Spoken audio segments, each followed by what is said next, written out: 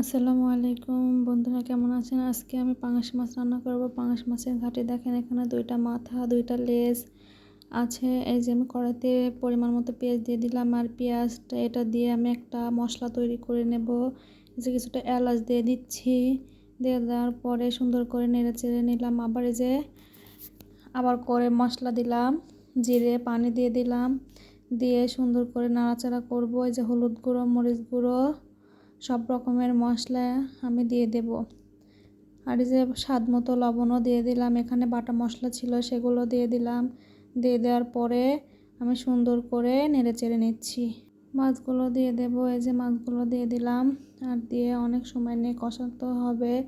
এই যে আবার একটু পরিমাণ মতো পানি দিয়ে দেব।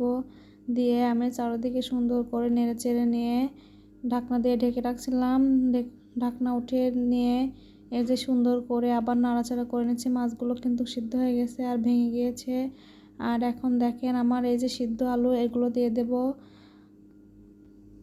আর আলু সিদ্ধ দিয়ে আমি কিন্তু আলুর ঘাটি মাছ দিয়ে রান্না করতেছি, পাঙাশ মাছ। আর কার কার এই ঘাটিটা পছন্দ?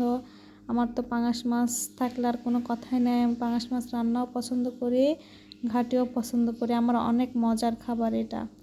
এই যে বললাম না, একটা মশলা তৈরি করেছিলাম, সেই মশলা এখানে পেঁয়াজ, জিরে আর এই যে দিয়ে দিলাম। মশলাগুলো বাটা শেষ, এখন দিয়ে দেব।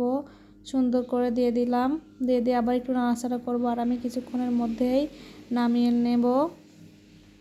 এই যে অনেক সুন্দর একটা কালার এসেছে। আর আমার রান্নাটা কেমন হয়েছে সবাই কমেন্টে জানাবেন। আজকের ভিডিও এ পর্যন্তই শেষ। ধন্যবাদ।